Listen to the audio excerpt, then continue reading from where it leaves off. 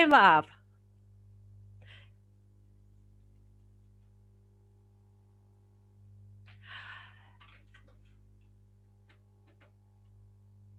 Hello, my name is Rowena Fletcher-Wood and this is Famelab Oxford, the second heat, the second night, 2 of 2. So I'm excited to be here tonight and welcome you to the competition. This is a competition where a bunch of brave scientists are going to surprise and impress you with their science, their medicine, their maths, their engineering, or their technology with just 3 minutes to do it in.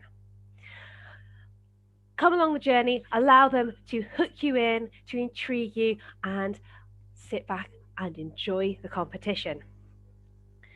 Today is a particularly exciting day to be holding a science communication competition because it is the International Day of Women and Girls in Science. So if you are a woman or a girl in science, or if you know a woman or a girl in science, or if you just pretty much like women and girls in science and think that it's a great thing, do tweet us. You can contact the History of Science Museum at HSM Oxford. You could tweet me at Rowena FW, and you can and should tweet Famelab at Famelab or hashtag Famelab to share some of your stories with us too. We're going to be sharing 6 stories with you tonight. We have 6 competitors, and there'll also be a bit of me talking and some stories from my side as well. This competition this year is hosted by the History of Science Museum. It's the first year that they've hosted it, but it's the second day, so they're already pretty sure that they know what they're doing. This museum's collection is hosted in the world's oldest surviving purpose-built museum, and it's home to some of the first cultures of life-saving antibiotic penicillin. Yes, there is some of that in the museum, as well as dials and discs for time travel, some of which you may have seen on the intro, and the Marconi collection. Now, one of the most important things for me to do before we get going is to make sure that you, the audience, know the rules of the competition. That way, of course, you can catch people out. I mean, none of them would ever twist any of the rules, would they? So the first thing is that no PowerPoint is allowed for the contestants. They have to just speak naturally to you and engage you as much as they can by doing that. No recordings, nothing pre-recorded, no sound effects, and any props that they have must be carry on. So something they could pick up and carry onto a stage if we were doing it in that form. Each of the contestants will have 3 minutes precisely for their talk. The timer will start when they start speaking, and when they get to 3 minutes, the squeaky fish will sound. At which point you will know that they have filled their time. They are allowed to complete the sentence that they are on at that point. So if they do talk a little bit over, they're not breaking the rules. They just wanted to finish. The judges will then have 2 minutes to interrogate them. Roughly 2 minutes. We're not quite as harsh with the squeaky fish on the judges, but if necessary, I will bring it in. The judges will be looking at 3 key criteria: content, clarity, and charisma. And I'm going to introduce the judges, and then they themselves can tell you a bit about these 3 criteria. So, the first of our judges for this evening is Becky Smethurst. Becky is an astrophysicist researching supermassive black holes and galaxies. Alongside this, she has got a popular YouTube channel called Dr. Becky, where she talks more about space and features unsolved mysteries. Importantly, Becky was the 2014 Famelab UK audience winner. And that's very important because the audience will be able to vote in this competition as well. Okay, let me hand over to you, Becky, to talk about one of the C's. Yes, we will be judging tonight on the first C, will be content. So it's very important to get the amount of content right in your talk to what you decide to talk about. Obviously, you could just try and stuff as much content in there as possible in 3 minutes. But of course, in that case, you then can possibly overwhelm your audience. On the other end of the spectrum, though, is that you don't put enough science content in, and it's too many wisecracks and jokes, which I'm sure we'll all laugh about, but we won't exactly learn as much as we want to. So it's a very fine balance of what you decide to include and how much you decide to include, because 3 minutes is not necessarily enough to cover an entire topic. So we're going to be looking very closely at the key things that the contestants decide to include. Thank you very much, Becky. Okay, our second judge for this evening is Mariam Hussein. Mariam is an East Oxford resident and criminology and criminal justice graduate. She has since worked in mental health, supporting young women with mental health issues, and is now involved in educating Oxfordshire residents about scams and how to avoid becoming a victim of one. Mariam, please tell us about your C. Thank you. So I'll be judging on charisma. I'll be particularly looking for something exciting that will captivate both myself and the audience. I want to be left inspired by your presentation and the research that you've carried out for your chosen topic. And there must be some compelling attractiveness in your piece that I can take away and tell others about. Thank you very much, Mariam. Okay, and our third judge for this evening and our chair judge of the panel is Zilka Ackerman. Zilka is a cultural historian and the director of the History of Science Museum. And importantly, was the first ever woman in this role. So this is obviously the right day to be saying that, as it's International Day of Women and Girls in Science. She takes particular interest in making complex topics accessible to audiences of all backgrounds. Please tell us about the last C, Zilka. Hello, everybody. We will also be looking for clarity. So if you get your content right and it's perfectly balanced and you have phenomenal charisma, but we think, I can't follow, then that's a problem. So the structure of your talk is really important. It's important that a lay audience, everybody feels, yeah, I get that. That is clear to me, and goes away and thinks, I've really understood something here, which sounded really complex. So clarity is really, really important for us tonight. Thank you, Zilka. So those were the judges. The judges have the tricky, entertaining, and probably not very envious job of choosing some of the competitors to put through to the regional final. So there are 6 competitors tonight, and the judges will be choosing 3, probably, with a discretionary possible 4th, but probably 3 to put through to the regional final, which will be held on Friday, the 12th of March. So put that one in your diary, particularly if you enjoy tonight. You will get to see some of these contestants and some of the ones from yesterday again there. The judges are going to be deliberating during an interval, and in that interval time, you will be stuck with me. And I'm going to be telling you some science stories during that time. Here is a little teaser about one of the things that I'm going to be talking about. So I won't tell you what this is, but if you do think you know what it is, or you would like to share something about it, or something that it reminds you of, please tweet to us. You can contact at HSM Oxford to let History of Science Museum know what exhibit you think I might have brought up here.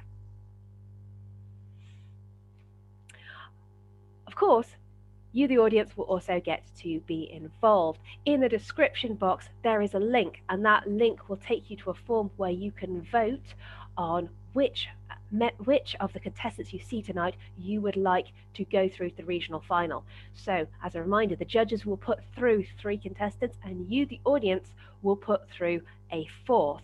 So we can have 4 contestants going through. if you go on the form and you have a look at it, you will see that you can also vote for yesterday. However, votes for yesterday will be closing after the end of tonight's session at about 7 o'clock, and then after that we will be taking in the result from then. For tonight, you've got 24 hours. So at 7 p.m. tomorrow, after the end of the competition time, that will be when we collect in the final votes and we discover who is the last contestant who will go through to the regional final on the 12th of March. So make sure you watch them all, decide who you think your favourite is, and then you can give them a vote on the form. You don't have to vote for yesterday. It's not compulsory to click both boxes. And as I said, anything that you vote for yesterday's will only count if you do it whilst this competition is going on. And after that, all the votes will be in. Okay, I think that's everything. So without further ado, it is time for me to introduce our first contestant. So Zoe Ford is a second-year DPhil student in structural biology. They work with proteins that are vaguely hexagonal and now have a permanent Etsy search for cool things with hexagons on, so they can be a walking representation of their work. Their talk's going to be about microbial warfare. Like humans and other animals, single-cell organisms also fight with each other for space and for resources, sometimes to their death. Did you know that they have armor and weapons too?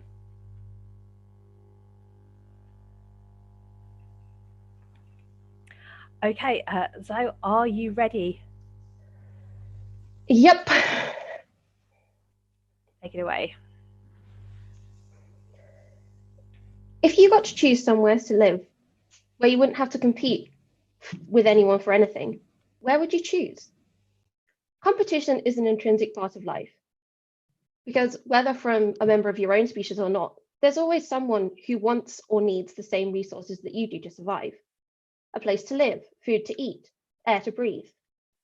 Now, humans often go to battle to see who is in charge of places, and therefore who's in control of the land and the food and everything else there. But we're not the only ones to go to battle and have war. Even down to single-celled organisms, every living thing is prepared to fight a war on some front. Some species pick ecological niches that are so unique, you'd think that they wouldn't have any outside competition. Take one of the species that I'm studying, for example, a spherical archaea with the wonderfully long name Saccharolobus sulfataricus, which I'm going to handily shorten to SS to save precious seconds in my talk.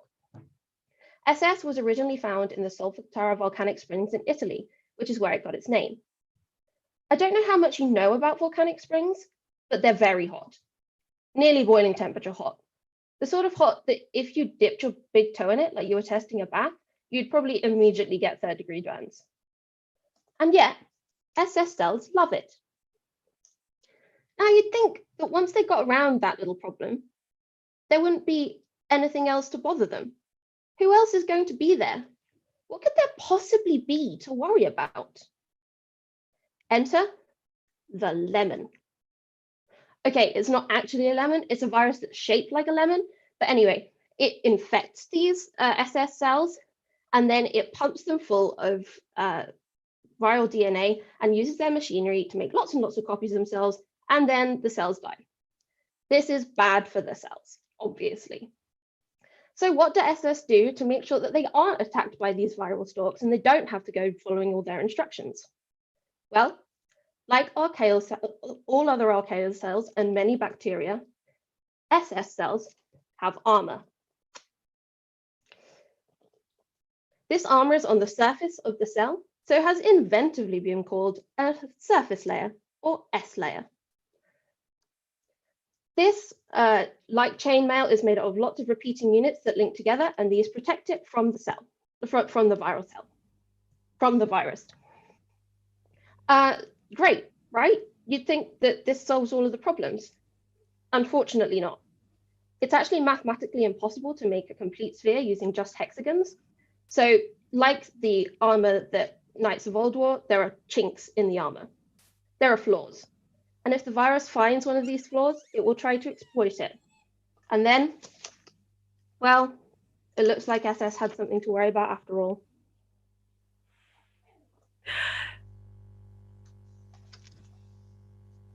Thank you very much. So, okay, I think then we are over to the judges. So if you would all like to appear on screen, and then you can ask your questions.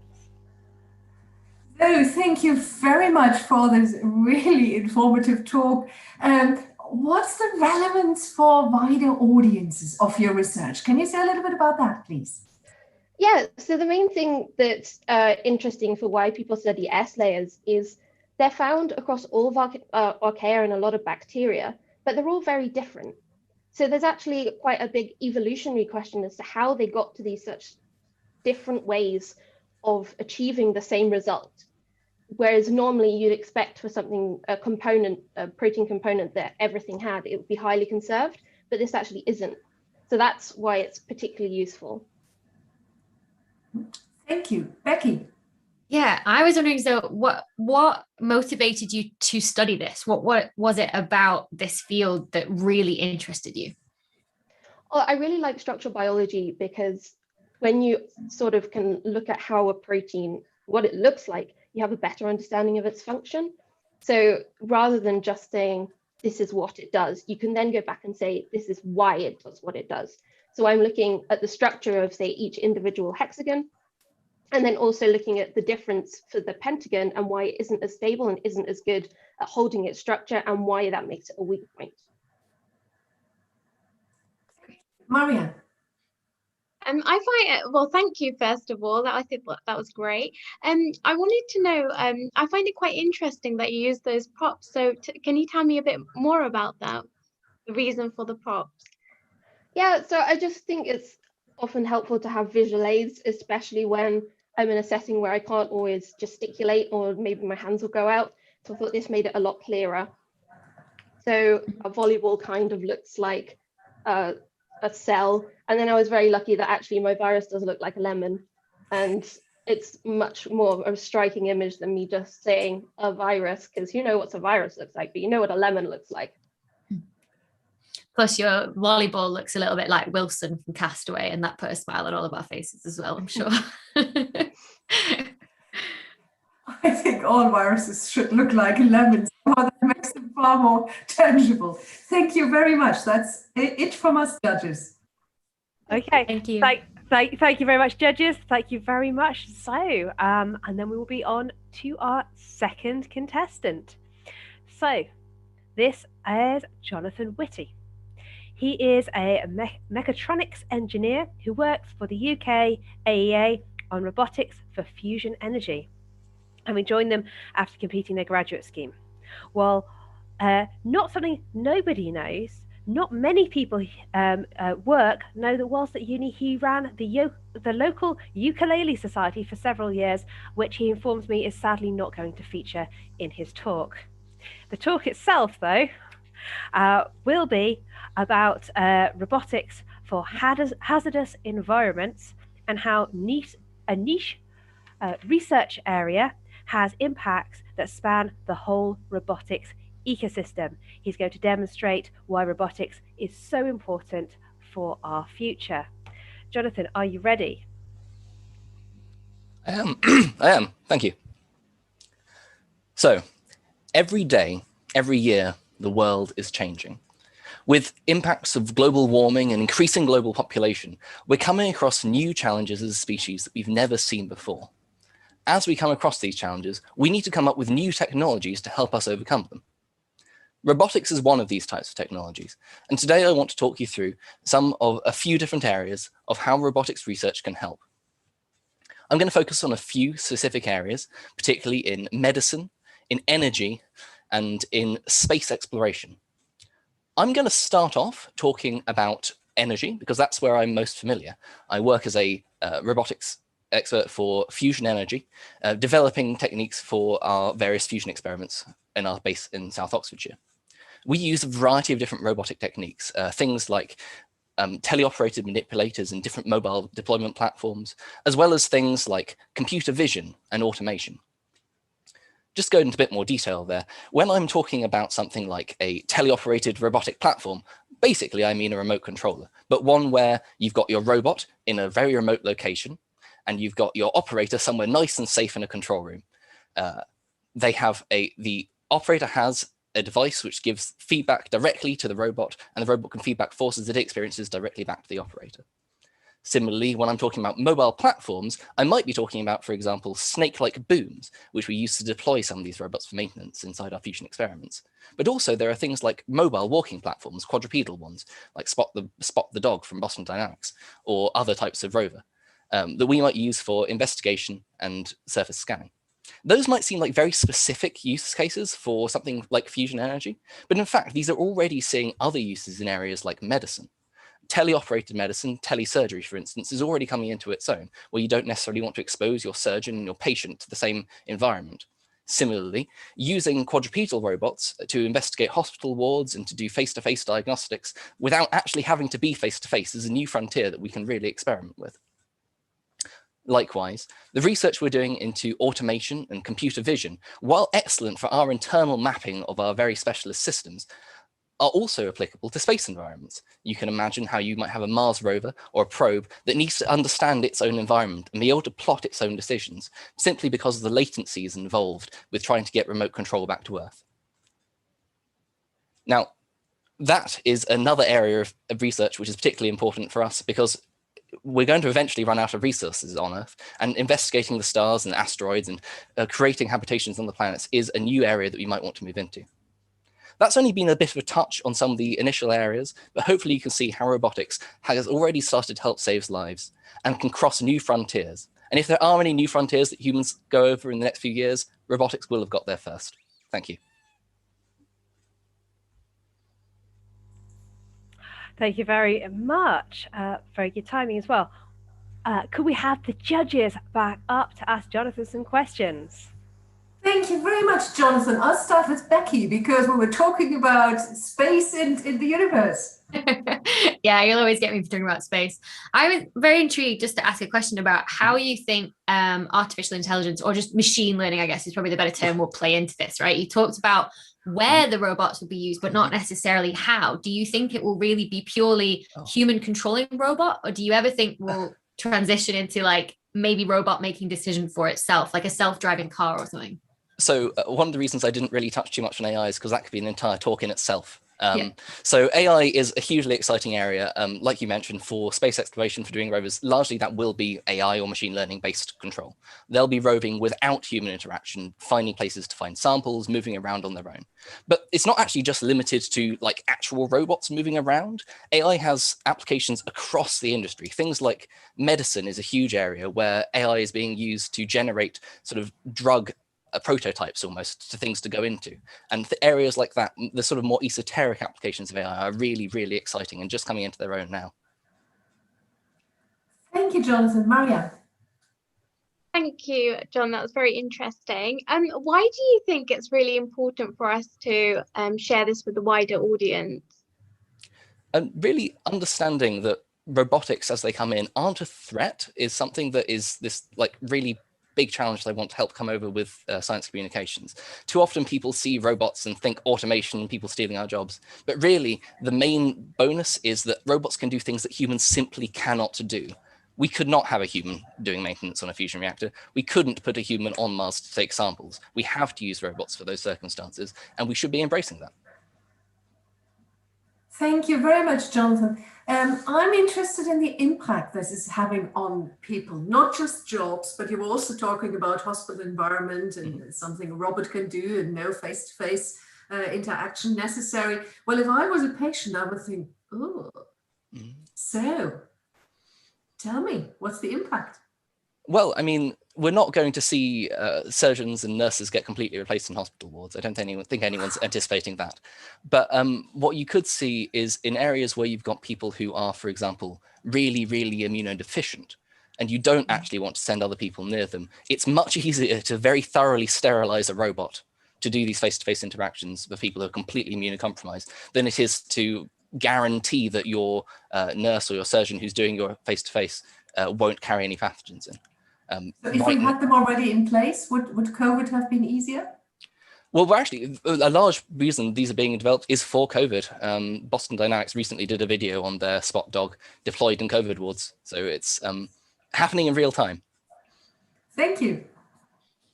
Thank you very much, Jonathan. Thank you very much, judges. We will move on now to our third contestant for this evening. That is Katie Taylor. Katie is a graduate engineer with a background in physics and says, shh, they're not that different. She enjoys applying her experimental physics background to cooking with varying degrees of success. And today she is going to talk about the relevance of fusion energy in the current climate crisis and how STEP, a program to deliver a fusion power plant, will address this. Katie, are you ready to go? I am. If I say to you, the world of the future will be powered by tiny suns burning away in power stations, the way we burn fossil fuels currently, would you laugh? Would you assume I meant in 100 years? In the realm of sci-fi, when we live on Mars, maybe? Would you believe me if I told you we would in 20 years? The world has a desperate need for more sources of clean energy, and whilst wind power and solar power and other renewables fit the bill pretty well, they're dependent on variables, and if the sun isn't shining or the wind isn't blowing, they ain't gonna work. But fusion energy can solve this. By using the same reaction the sun uses to produce energy that's given life on Earth for the last 3.5 billion years, we can harness this energy and use it to power our future. In a machine called a tokamak, scientists have found a way to contain and control a star. And over the last 50 years, scientists have worked tirelessly and passionately to understand the physics of this process. And they reckon they found the best way to do this, with hundreds of experiments like this now going worldwide. The tokamak design uses a delicious donut shape to heat our fuel of seawater and lithium, or laptop batteries, to temperatures around 10 times hotter than that of the sun, or anywhere in the known universe. I'd say that's pretty darn cool, but it's actually pretty hot. So you might be wondering how we can control these conditions on Earth. Well, we use giant magnets to move and contain the superheated fuel, or plasma, around this donut. The fuel then gets so hot that it then fuses together, and bam, we get energy out. Now, this donut design is pretty tasty and well tested, but there are other shapes that can hold the plasma to enable fusion. One of these is called a spherical tokamak, and is a more squished version of the donut, and it's sort of like a cored out apple. The idea being that a more condensed shape can give you better control and can make it easier to fuse the atoms. We could say like a reactor design, but on a diet. And with the current drive for sustainable and renewable energies, here in the UK, we have an exciting new and ambitious program that aims to use this spherical design and create a first-of-a-kind fusion power plant. STEP, or Spherical Tokamak for Energy Production, is a program of brilliant and driven individuals looking to prototype a fusion power plant and to put energy on the grid by 2040. Now, don't get me wrong, fusion is no easy thing to achieve, and STEP will face challenges beyond the scientific challenges of bottling a star. It will face engineering challenges of turning what's been science experiments up till now that have provided fascinating data and improved our understanding of the universe into a power plant and a machine that will deliver energy to your home and help us in a future powered by stars. Thank you.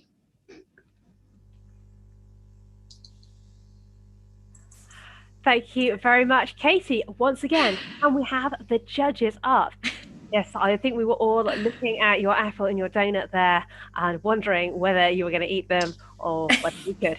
I was so hoping you were going to take a bite, and I was so glad when you did. Becky, why don't you just start the questions then?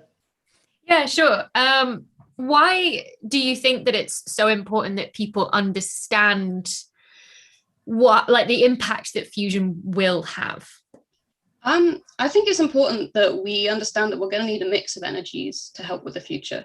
we can't just rely on one form of energy, because we need that sort of diversity of approach in terms of that renewables can't provide a continuous supply, whereas something like fission or fusion can. And especially if we are moving away from fossil fuels, we need to understand that we need something a bit more stable to fill the gap that fossil fuels have otherwise filled up until now. That all sounds amazingly positive. Is there any negative side which the public should also know about? Any risk? There's no sort of risk in the same way that fission would have. I mentioned that it's pretty difficult to make fusion happen, and I guess a part of that is that it can't go wrong because of it. Because it's so hard to start the reaction, once it's going, if something does go wrong, the reaction just stops. So there's no risk of a runaway reaction or anything going wrong in particular. We will have some level of waste, but the waste sort of margin we have will be nowhere near that compared with fission. And so that's just a huge benefit. It's something that you could put in a box and in a few years' time, it will be safe. There's no issue of having to bury long-lived radioactive waste and worrying about that. But the benefit as well is also that our fuel is literally something that is quite abundant. Wow. Mariam. Thank you, Katie. What inspires you about this subject? I think it's the fact that what I'm doing really does make a difference. I'm working towards something that I think the world needs, and that, I don't know, also is just pretty cool. We're literally bottling a star, as well as hopefully getting to the point that we can provide enough energy that we can carry on exploring in the future and carry on making technological developments and learning more things. And I have another question as well, if I may. And I don't know if I'm being a bit tough and mean here, but how, as a science communicator, are you going to deal with the connotations that come with nuclear, like the word nuclear from the sort of accidents of fission, like going forward in terms of like drawing parallels almost to sort of vaccinations and autism and miscommunications that have happened in SciComm before?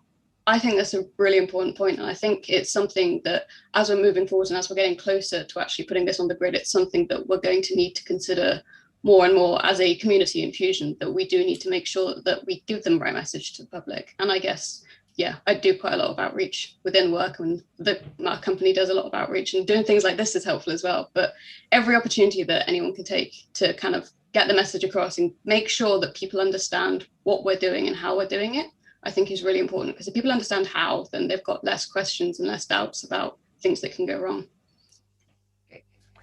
Thank you. I think we let you get on with your donut. Thank you very much. Yes, I think we are all envious of the donut and the apple, but mostly the donut. Okay, we are now going to move on to our next contestant. That is Helena Rodriguez-Caro. Helena is a postdoctoral research scientist at Oxford University and believes that everybody should try to reach their dreams regardless of the difficulty, which I think is very sweet. And she is going to talk to us about a male factory. The talk takes us on the intricate voyage of sperm through the male reproductive tract. Helena, are you ready to go? Hi everyone. Did you know that a healthy male produces approximately 1,000 immature sperm per second? Today, I'm going to be your guide through the male reproductive system, especially focusing on the sperm. The sperm is the male reproductive cell, and it has a head, a neck, and a long tail. In the head, you find the DNA and the acrosome with digestive enzymes. And then in the neck, you find the mitochondria that powers the tail so the sperm can move. How does the male produce this cell? Well, the reproductive male, represented here, it's really like a car factory. The factory has different sections with different focus. The first section will produce a simple, still non-functional layout of a car, and that could be the testicles. The testicles produce immature sperm by a process called spermatogenesis. Importantly, for this process to be successful, the testes has to be kept to -27 degrees below body temperature. That's why if you're planning to get pregnant, it is recommended that the man doesn't wear tight trousers or tight underwear. Continuing with the car analogy. The next step would be to upgrade the car to get it more attractive, more secure, and to have a full engine capacity. Similar thing happens here. The testes connect with the epididymis. And in the second section, this will be a production line. The testes, what's going to happen is that the sperm is going to go through, and in 2 weeks, it's going to produce a mature sperm. And it's doing this in 3 work stations: the head, the body, and the tail. In the head, the water is absorbed so the sperm can concentrate. Then in the body, the head of the sperm becomes more stable, it gets the acrosome, and plus it gets the potential to move. And finally, in the tail, this is stored as a brand new car, could be stored in a warehouse. And it's there waiting until it's time to go out. That in the male is high excitement. That's what triggered the sperm to be propelled through the vas deferens into the urethra. In the urethra, the sperm gets mixed with the seminal fluid. That is a series of fluid from the male glands. For example, they contain the extracellular vesicles that are like the wingman for the sperm. Once that happens, the sperm is ready to go, goes through the penis and outside, what's commonly known as ejaculation. A normal ejaculate contains around 40 to 900 million of sperm. Isn't that insane? Well, that is the male sperm trip. Thank you. Thank you very much, Helena. Can we have the judges back up and you can begin asking some questions? Maria. Thanks. That's great. What I wanted to ask is, why do you think it's important for you to share this with the public? Well, to be honest, I personally find that reproductive and development science is exciting, but I also think it's a big unknown in the general public, specifically male reproductive system over women. And I think people should know what they're involved because this is part of every of us. Thank you. Becky. I wanted to know, as a science communicator in this field, how do you cope with, especially talking to maybe a younger audience as well, and get over the sort of the embarrassment that they may be feeling to still communicate the science? Like, how do you deal with that? Because I don't have that when I'm like black holes, so. I mean, this is tricky, and it depends on the audience you have. You need to be aware of the age and also of the cultural differences. But personally, and maybe that's because I grew in Spain, I think people need to be normal about this, and you have to take it, you have to normalize it. There is nothing wrong about the reproductive system. There's nothing wrong about sex. There's nothing wrong about talking even about sexual disease. It just has to become something that's normal, so people can understand it and enjoy it. I'd quite like to pick up on Becky's question there, if I may, Helena. Yeah. Because many of us have been in the context of sniggering teenagers and remarks being made when you're desperately trying to get your point across. And I can imagine that is a challenge. How do you deal with that as a science communicator? You tell me why you're doing it, but how are you doing it? How do I get the message across?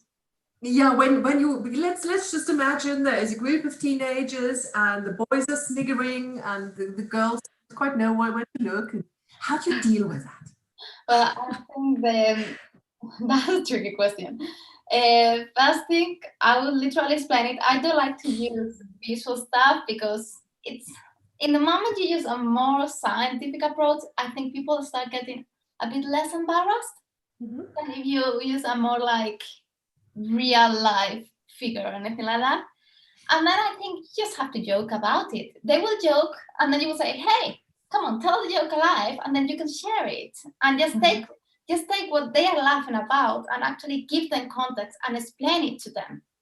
Because it's obviously there's going to be joke maybe about menstrual cycle or about the moment of excitement in the male, but you can use that to actually explain what is happening. And actually, I think they will remember both. First, because you have the joke, it's a different moment, they've been intuitive, and they will get a bit of the message across. And that makes sense. Thank you very much.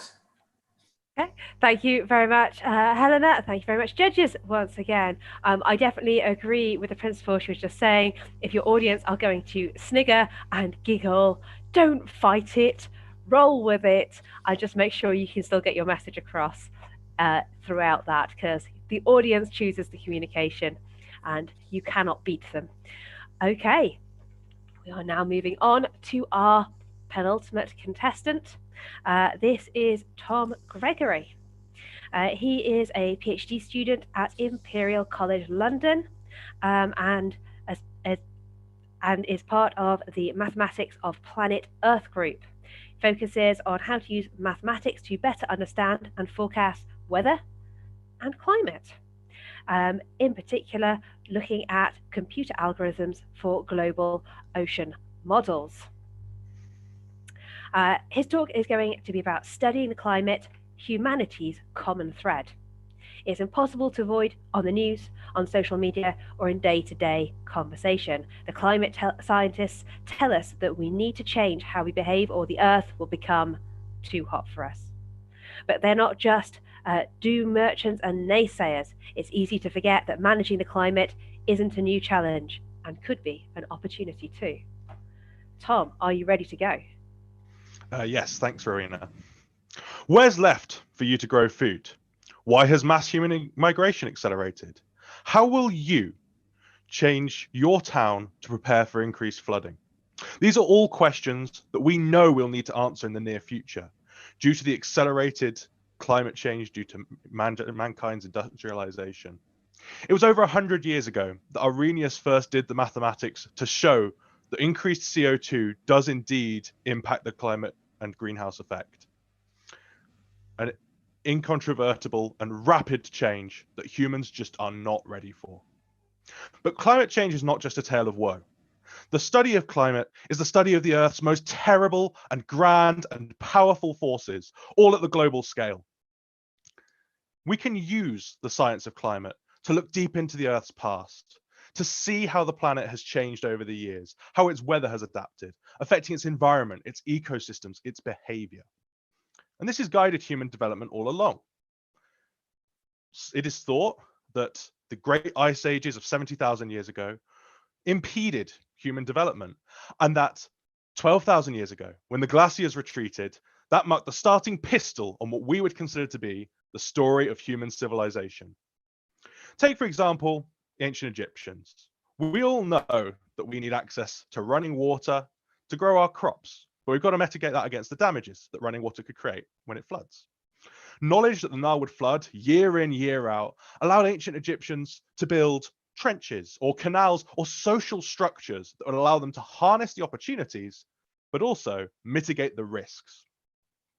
And that's an early application of climate science. Knowledge is power. And when we know what we're going to come up against, we can build the right solutions, technological or sociological, to combat them. But it doesn't just end on Earth, okay? Have you ever looked up at the sky and thought, how did Jupiter get its big red spot? Well, the toolbox we have applies to other planets as well. In fact, it would go as far as to say that we're not the only rotating lump of stuff in the universe, right? So all of this weather and climate knowledge that we have applies on Mars and on Venus and on other planets. In fact, if we ever have aspirations of living amongst the stars on Earth, we're going to need to understand the climate of the planet. It's going to be vital to our continued development. And that's why I study climate science. It might be important for our immediate concerns, sure, but more than anything, climate always has been and always will be a greater influence on us than we are on it. Thank you. Thank you very much, Tom. And I have the judges again. Thank you very much, Tom. You clearly feel very passionate about science communication. Is there anybody out there who you think is doing it really well? Who's your role model in this, if anybody? Gosh, there's a lot of role models out there. I think there's a massive base of people who are doing some great things on this. I think it's I think someone that is starting to get talked about a bit more is Ed Hawkins at the University of Reading. If you've seen Climate Stripes, it's a great design, a great set of patterns that show, you know, some blue, that basically every pixel width on a chart represents a different year's temperature. Bluer is colder, redder is warmer. And it's a really great and instant visual representation of what we're coming up against and how the climate has changed so quickly over time. If you have like 2,000 years of this data or whatever, you can see the red bars suddenly phase in as we get more present. So I think he's doing a really great job on Twitter, but there's so many fantastic science communicators out there. I think it's really great to have these sorts of events where we can talk to each other and learn from each other and listen to each other as well. Thank you. Marianne. Thank you, Tom. My question is really, well, you know, we've been hearing a lot on social media about climate change and all those things. How are you going to engage the public? What are you going to do that would really get people to listen to you? So I think the key thing, and this was kind of the focus of this talk, is to not focus on either the world is burning or don't listen to the people who say the world is burning, right? It's very easy to think of climate scientists as being partisan or political when they're not. They're interested in, you know, how has the Earth changed over time, or, you know, what's the weather like on other planets, or things like that. This was kind of the idea here, is to say climate science is about more than telling you your house is about to burn down. It is. We shouldn't deny that. You know, there are clear problems there, but there are other reasons to study climate, and mostly because I think it's cool, right? You've got these big, massive computer models being run to try and predict what the climate's going to do that can tell us how do we change our society, whether we invest in robotics or we invest in certain ways of managing sociological change. I think it's, you know, loads of interesting things beyond just saying it's, you know, it's getting warmer. I think it's a much more subtle and detailed and elaborate message, and I think it's really important to get that across. Thank you. Becky. I feel like I'm going to get a reputation for swooping in at the end and asking a mean question, but I'm going to do it again. This is one of those, this is one of those fields where, like, it's a big issue, like science conspiracy theories, like climate deniers. That is such an ingrained thing, similar to sort of like flat Earth, that kind of thing. How do you cope with either engaging those people or communicating with those people who are so emotionally attached to an idea? I think this is a big problem, and as we know in lots of areas of science communication, we're all science communicators, we know this is a big problem. And this is part of what I wanted to kind of address, really, is it doesn't always have to be about that one issue in the room. We can talk about other things and go, okay, can we agree on this? Can we agree on that? But also I think listening. A lot of these people, in fact, a lot of the most conspiracy theory people who are likely to believe in that are actually people who want to go out and do their own research. They're people who want to go out and find something out about the world. And maybe it's not always obvious that someone's saying, well, the Earth's going to get hot in 50 years. Well, it's right that we question that. It's right that we go and look for some evidence of that. It's our responsibility as science communicators to bring them on board and to make sure that they understand what evidence is out there, and we work with them to see what issues there are. This should stop at some people who will actively, you know, try and reach platforms of saying things that are wrong. They have to be willing to listen to. It's a two-way street. But I think it's important as communicators, particularly on climate science or areas where there are a lot of risks of conspiracy out there, that we don't just shut down conversation straight away. We give people an opportunity to have a dialogue. Thank you. That's it from us judges. Thank you. Thank you, Tom. Thank you, judges. I think we're going to have quite a few sort of controversial topics, or at least, according to Becky, we do. Have, however, reached almost the end. We have got one contestant left. Her name is Chloe Gowling, and Chloe is a PhD student at the University of Sussex studying early universe cosmology. And she likes to crochet and sew clothes, which is clearly connected. It's obviously both skills come together. Tonight, she is going to talk about the matter antimatter problem, asking what it is and how the universe and gravitational waves can give us the answers. Are you ready to go, Chloe? Yeah. So, Have you ever wondered why there's more matter, the stuff that makes up you and me, than antimatter, its opposite, in the universe? Probably not. It doesn't affect your day-to-day life, or does it? The fact that there is more matter than antimatter is part of the reason why we're able to be here today. If there was an equal amount of matter to antimatter, these particles would have annihilated, and there wouldn't have been any matter left over to make you or I. But there's a problem. In the standard model of physics, the creme de la creme of the particle physics world, we can't explain this imbalance. And to look for answers, we have to go back to the early universe, before the internet, before humans, and before dinosaurs, before the Earth was even formed, and before galaxies formed, and even further back than the first light of the universe that we see from the cosmic microwave background, back to the electroweak scale, which occurred around 10 picoseconds after the Big Bang, which is a tiny fraction of a second after the beginning of the universe. And at this energy scale, it's expected that there was a phase transition that may give some clues on this imbalance. But in the standard model, the conditions aren't right, and this imbalance can't be imprinted in the universe. So physicists have to get a bit creative. And in some extensions to the standard model, people predict that there'll be a first order phase transition at this energy scale. And a first order phase transition, you can think boiling water, bubbles nucleating, expanding, colliding. And a side effect of this transition is that it would allow for more matter than antimatter to be produced. But if this happened, how would we tell today?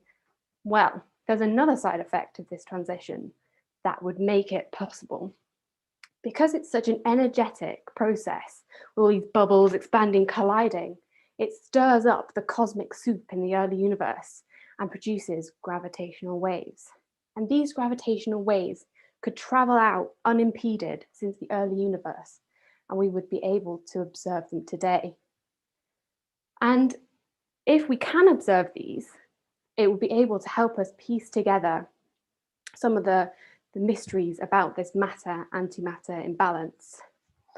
And this will be done with space-based gravitational wave detector, which will be sensitive to the gravitational waves it produced. And I work on decoding the signature to try and scoop back and see this underlying physics, and hopefully maybe give some answers of how you and I came to be. Thank you. Thank you very much, Chloe. Judges, you can come back. Chloe, I let Becky go first so she doesn't ask a mean question at the end. It was literally my only question is going to be a mean question as well. I'm sorry. My question is going to be at the beginning then. Okay. Why do we study this? It's a question I guess a lot. Like, what is the point of studying astrophysics and something that is so far removed from our everyday lives? I think it does feel very far removed, but I think also the fact that if this imbalance wasn't there, we wouldn't be able to exist, kind of hammers at home. And I think it's a kind of human curiosity, like to explore these questions about our origin and stuff. So I think that's why I'm interested in it, because that's kind of the wow. But yeah. Marianne, please. Yeah, thank you, Chloe. What impact do you think it'll have? Your research, your talk, what do you think it will have on the public? Yeah, that's a good one. I think that maybe directly, if we do detect this extension to the standard model, it wouldn't change day-to-day life. Obviously, the technology of the experiments that are working on it may trickle down and impact it. But I think that big discoveries, and this would be a really big discovery, would be something like when they detected the Higgs at CERN. And I think it's a good opportunity because it's so much in the press, it grabs people's attention, and it's a good way to kind of get people interested in science. Thank you. So you've just mentioned there's so much in the press. So do you think there's a wide appeal to an audience if you scheduled an evening talk on this topic? What's the relevance? Yeah, I think that it's at the frontiers of physics, and like I think it's often thought that we kind of understand everything and how it works, but this is an example of where we don't understand something that's really fundamental to our existence. And I think that people, yeah, it is a kind of natural curiosity that they have. I also think, like, I don't know, cosmology and space, like it kind of naturally sounds quite enthralling. I think people are interested in, yeah, the bigger picture. Thank you.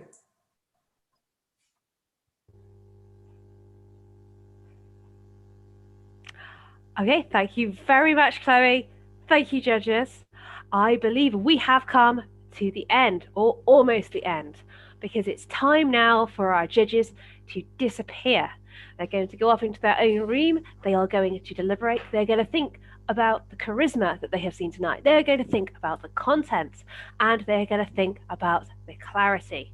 And it will be their very difficult job to choose 3 contestants to go through into the regional final on the 12th of March. But remember, you will get a say too. If you look for the link in the description box and follow that through to the form, you will be able to vote too.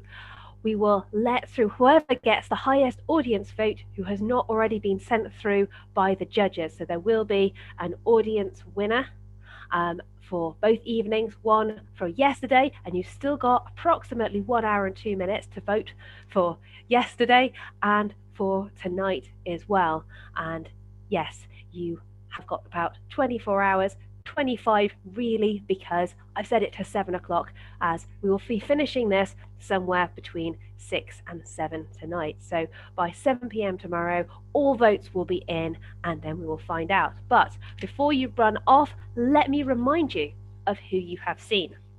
So tonight, with Zoe, we waged microbial war. With Jonathan, he fed back some robotics facts from the frontiers. Katie harnessed a star to serve the climate. Helena took us on work experience through the male reproductive tract. Tom travelled through time and space and ended up in the air or the atmosphere. And finally, Chloe transitioned us to a new energy scale. They were our 6 contestants. You saw them all tonight. Go and vote for them. And then in the meantime, you have me. So I did promise you that I was going to talk to you a bit about this. This is an exhibit that can be found in the History of Science Museum, and it's known as the Perspex model of penicillin. You may or may not have seen it before, but if you haven't seen it, you should definitely go there and you should look at it as soon as it becomes safe to do so. It's a particularly exciting model, this ghostly appearance of a molecule created through a stack of electron density contour sheets that maps out the positions of the atoms in 3 dimensions through a whole load of 2-dimensional layers. It was made by Dorothy Hodgkin. Dorothy Hodgkin was the only British woman to win a Nobel Prize for Science, and very well deserved for some amazing work that she did on the structures of penicillin, vitamin B12, and insulin. I'll going to tell you a bit more about her later, but my own personal favourite fact about her is that she was also the first woman to draw maternity pay from Oxford University, so not even that long ago. But first, let me take you on a bit of the journey through the story of penicillin, which finishes with Dorothy Hodgkin, but didn't start there. We've all heard, haven't we, of Alexander Fleming. He's generally considered to be the father of penicillin, the creator. But he was actually, in his time, known as a careless lab technician. He was a little bit sloppy, and in fact, it was kind of his sloppiness that helped him along the way of this discovery. One time, Fleming returned from holiday to find a fluffy white mass on one of his Staphylococcus culture petri dishes. Of course, normally if you come back to work and you find that the stuff you're working on is covered in a strange white mold, you would chuck it away. But Fleming didn't do this, and this is because he had an amazing quality, a great quality that makes for fantastic scientists. He was curious, so he stuck it under a microscope and he had a good look at it. And what he saw there was that the mold was inhibiting the Staphylococcus bacteria. It was stopping it from growing, it was stopping it from moving, it was trapping it into a corner of his petri dish. Now, this was nothing particularly new. Scientists were well aware that a competition exists between bacteria and fungi, or indeed viruses, as we heard earlier this evening. So when he published his findings, it was only speculative that this could be used for medicinal purposes. And indeed, Fleming lacked the resources, and he totally lacked the chemical training to isolate and test whatever the active ingredient was produced by this fungus, whatever it was being exuded that his bacteria did not like. And this is where the next player in the game, Howard Florey, came in. Howard Florey got together a multidisciplinary team, lots of different people who all worked together to try to isolate the active ingredient from the mold, which was, of course, our precious penicillin. In 1938, he transformed his Oxford lab into a penicillin factory. Now, let me tell you a little bit about this lab. It was a bit of a hand-to-mouth operation. It was quite basic. They employed a lot of not necessarily highly skilled workers who were known casually as the penicillin girls. So that's back where women were represented in science in 1938. And they worked in the basement in the Dunn School of Pathology in Oxford.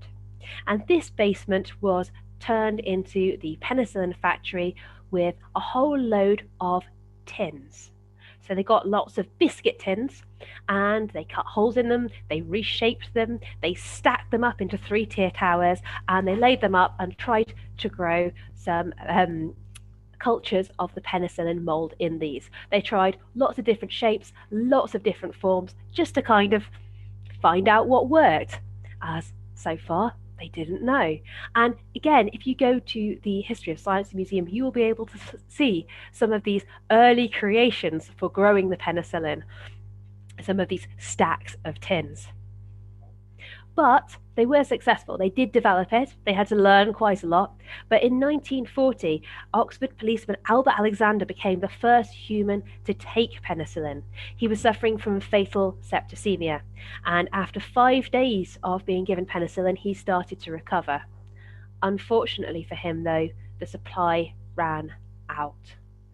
And this was again because it was such a hand-to-mouth operation. It was so delicate and there wasn't very much of the stuff around. In fact, it was so scarce that they had a special operation called the P Patrol. P is for penicillin, not what you're thinking. To take this precious life-giving substance to the Radcliffe Infirmary whenever it was ready. And this was in the form of a man on a bicycle cycling madly across the cobbles of Oxford. So they would take things from the Dunn School of Pathology over to the Radcliffe Infirmary and back. Yes, I said back. Because it turns out that not all penicillin is metabolized. So they used to recycle it. And yes, that means that the P Patrol were really transporting P. They were taking the urine from people who had been given penicillin, removing it, taking it back to the lab, and then they were extracting the penicillin from it and then giving it back to the patients. Now, this might seem really horrible, but remember that this was absolutely life-saving at the time. And I think most of us would go begrudgingly, I think I will drink some P to live. And actually, one of the interesting exhibits at the History of Science Museum is a little sample of this. Now, I don't know when it was so precious and scarce how they managed to get hold of it, but they do have a little sample vial that says that it contains penicillin that was extracted from urine. from one of the patients at the Radcliffe Infirmary. So, Dorothy Hodgkin. 1947, she worked to reveal the structure of penicillin. So first, Alexander Fleming found the thing. Then Howard Florey and his team extracted it and purified it. And then Dorothy Hodgkin found out what it looked like. She found where all the molecules went, where all the atoms went in the molecule, possibly would have had a few molecules of water hiding in there, so that could be true, and revealed its structure so that everybody could understand it. And she did this through crystallography. So what is crystallography? So the idea of crystallography is that you take X-rays and you fire it at lines of atoms, a bit like if we were in an ordinary theatre. If you were all sat nicely in chairs, it would be like you. All my audience sat in their chairs in neat and tidy rows. The X-rays would bounce off the atoms in the crystal, would bounce off these tidy rows. They would diffract or bend or come out in different directions.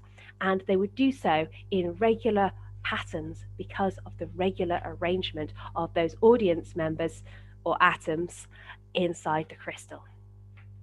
So that would be how crystallography works. And what it creates is it creates these lovely patterns, dark spots and light spots with different intensities. Sometimes they're very spaced out and very simple, and sometimes they can be very intricate with lots of spots all over the place.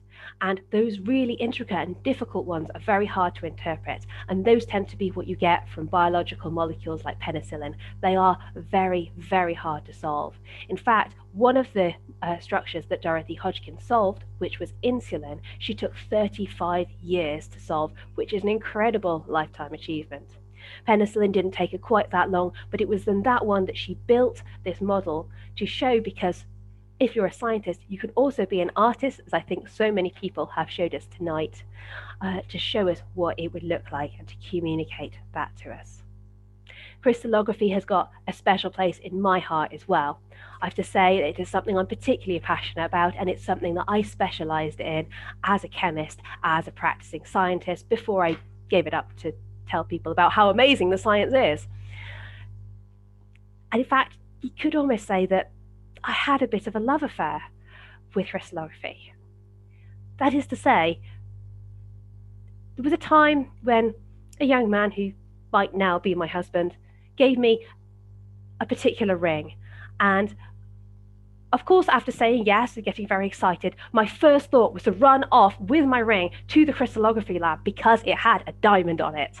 And of course, what I needed to do with that diamond is stick it in an X-ray diffractometer and get that lovely scatter pattern off, showing how the atoms were arranged inside. People did ask me, is that because you didn't trust him to get you a real diamond? Of course it wasn't. If it wasn't a real diamond, it wouldn't have given me the lovely patent, now would it? So I was determined that I was going to do this. And I spoke to the crystallographer who ran the lab, and I asked her whether I'd be able to do this. And she looked at it, quite a low set diamond. And she looked at it and she said, well, the thing is, if the beam misses the diamond and instead it strikes the metal, the gold in the band, what will happen is the machine will heat up. And this around £5 million X-ray diffractometer would melt. Okay, I said. And she said, okay, so let's have a go. And we got some red tack and we stuck it down inside this machine. And we aligned the beam. Took a little while to do that. And then we turned it on and we stepped back. And we waited. Back in Dorothy Hodgkin's day, you would collect a photograph of the pattern, and you would have to spend ages interpreting that. You'd have to do some mathematics called a Fourier transform, and you'd have to back calculate what the structure might look like. But today, you can just watch a computer screen. And very gradually, the X-ray beam came and slowly began to scatter. The detector picked it up, and this beautiful pattern gradually, just very gradually, started spotting and appearing and fading until it became stronger and stronger and grew on the screen. And I was able to get my own personal diffraction pattern from my engagement ring, which for me was probably about as romantic as it can go. Now, if you think that that's a little bit geeky, then I need to share with you this, which is what I did afterwards. So this is a photograph that was taken of my engagement ring inside the diffractometer. It's got the cryogenic stream, it's got the red tack holding it in place because blue tack apparently doesn't work very well with diffractometers, and it's got the X-ray beam. But you might see a few little lines. That's because I made this into a jigsaw. So now I can go and share the excitement of this science with other people and get them to solve the puzzle and put it together, a bit like the opposite of what a crystallographer would do to solve a structure. And I've taken out a few pieces of this jigsaw because that is the diffraction pattern. I've embedded the diffraction pattern over the picture of the ring so that you're able to see both of them in the same place together. So that is my particular romance with X-ray crystallography and my takeaway from Dorothy Hodgkin and everything that she did. Now, I'm going to go on and tell you another little story, but I just want to remind you once again that the regional final is on the 12th of March, and you should come and watch it and see more of our contestants there. And you should also come along, and you should also go along and vote. Actually, I think the judges are coming back. So what I'm going to do is I'm just going to very briefly summarize the second story, because I think you'd like to know. It's kind of to do with the penicillin urine. What I wanted to tell you is that whilst the History of Science Museum might have some exhibits that are to do with extracting life-saving penicillin from urine, there was one man whose name was Hennig Brand back in 1666 who decided that he could extract the elixir of life from urine. He was an alchemist, and as an alchemist, he thought that the elixir of life might be in a bodily fluid. So he took some urine and he left it in his basement because, of course, they all work in basements, don't they? Rotting away. And after days and days of rotting, he started boiling this urine. Can you imagine the smell trapped in his poorly ventilated little basement? Anyway, he boiled it. He boiled it and boiled it and boiled it until all he had left was a thick black distillate. Not having had enough of the smell, apparently, he then heated it up again until it turned to an oily vapor, and he collected that vapor, a white, waxy solid that melted in the hand and burnt it, that could spontaneously combust and that glowed green. And this was the story of the discovery of white phosphorus, the first chemical element ever to be discovered rather than just known about, and therefore the 13th that was known about. And it was considered to be the devil's element, and perhaps a little bit unlucky, possibly because it was the 13th, possibly because it was made from human urine. Okay, I believe our judges are back, and therefore you don't need to hear any more from me. Could I have the judges up on screen?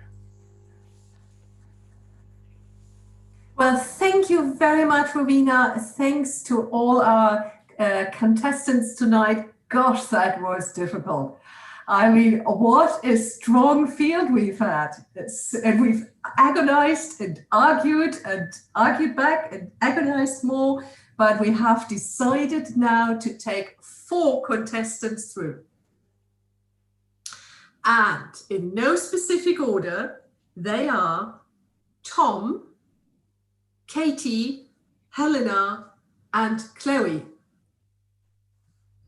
So congratulations to you, and big thank you to everybody who's taken part tonight. It was a really, really difficult decision for us judges, and that shows how what a caliber we had amongst our contestants.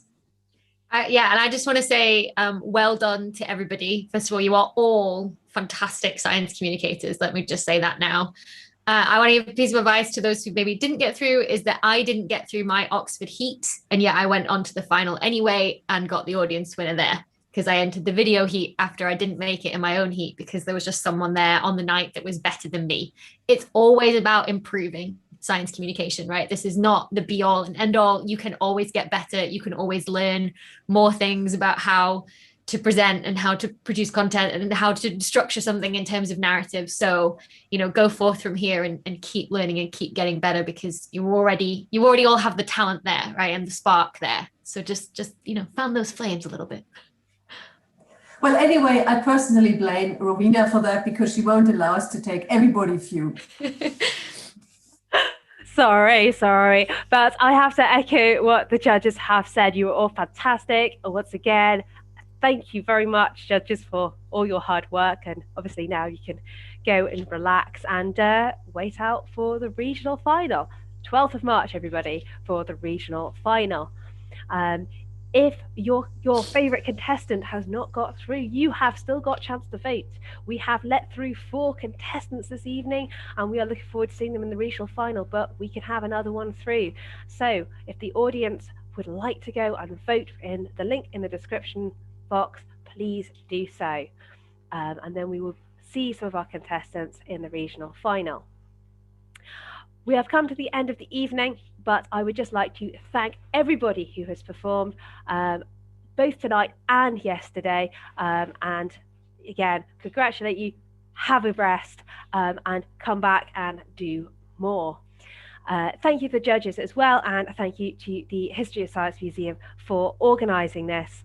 I would now like to invite everybody to have a wave and say goodbye for the evening.